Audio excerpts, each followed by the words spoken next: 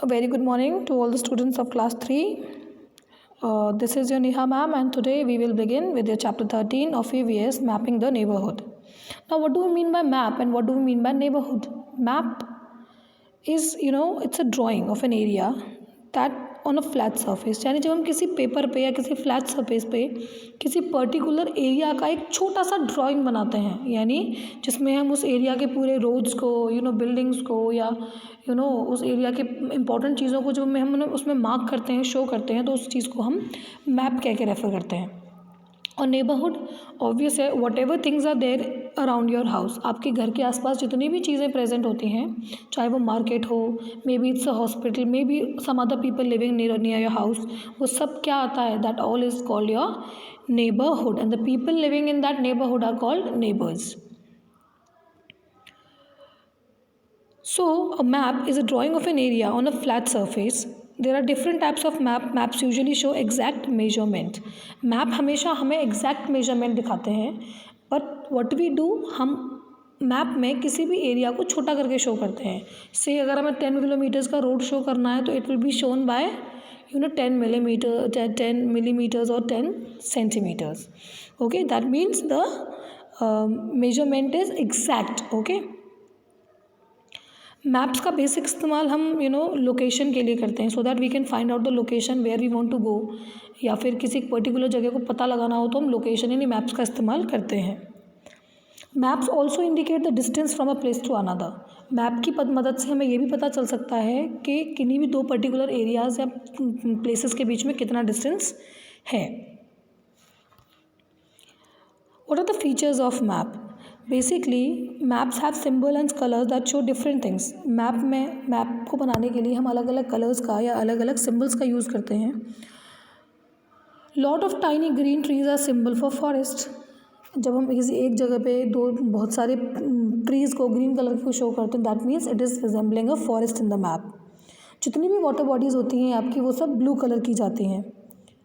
Open land spaces are often coloured green in maps. Okay, जो आपकी खाली जगह होती हैं, लैंड के एरियाज होते हैं, उनको ग्रीन कलर में मेंशन किया जाता है.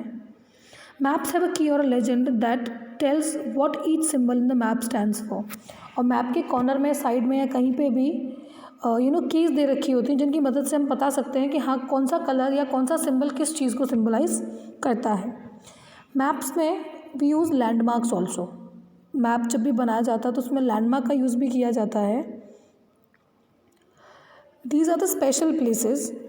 ठीक है, it can be old tree, a park, a school or anything else. Like we say ना, say if we have to say like कि आपका घर कहाँ है, तो हम क्या बोलते हैं कि हमारा घर में भी चर्च के पास है या फिर मंदिर के पास है. तो what that church and मंदिर is, that is your landmark. यानी वो जगह जिसकी मदद से आप किसी भी जगह का आसानी से आप बता सकते हो उसके बारे में, वो आपका लैंडमार्क होती है. मैप में बेसिक 4 डायरेक्शंस होते हैं, east, west, north and south, और इन्हें हम कार्डिनल डायरेक्शंस कहते हैं. Whenever you want to find out the direction, हम हमेशा फेस सन की तरफ फेस करके अगर खड़े होंगे तो हम बता सकते हैं this is the east, this is west. मतलब when we face sun at it is east. The left hand shows the direction of north, right hand to south and the direction of leg shows the west direction. Now, to tell a person how to reach a place, we use directional words such as left, right and straight. Also, we use landmarks to give directions. कोई हमसे भी अगर पूछता है किस जगह के बारे में, तो बेसिकली हम क्या कहते हैं, या तो हम उसको कोई लैंडमार्क बताते हैं, हम उसको बेसिकली कैसे गाइड करते हैं, take a left, take a right, go straight and this way. On a map, north is at the top, south is at the bottom, west is on the left and east is on the right. Now, what is the importance of map? Maps are very useful for finding directions to a place. मैंने जैसे अभी आपको बोला, maps का इस्तेमाल हम basically किसी location का पता लगाने के लिए करते हैं कि अगर हम कहीं से चलना शुरू करते हैं तो हमें उस जगह तक पहुंचने के लिए किस किस रास्ते से होके गुजरना है या कहाँ से होके जाना है. That is basically can be found with the help of map. बहुत सारे अलग अलग तरीके के there are different kinds of map, जिसमें पहला पॉलिटिकल मैप. पॉलिटिकल मैप हमेशा आपका किसी कंट्री की या सिटीज़ की या टाउन या विलेजेस की बाउंड्रीज़ को शो करता है. दैट मीन्स द मार्जिन्स और the boundaries of a country, state, city और a village. Similarly a physical map, जो फिजिकल मैप होता है वो किसी भी एरिया के mountain, river, lakes, ocean, forest, इन सब चीज़ों को बताने के लिए फिजिकल मैप का यूज़ होता है।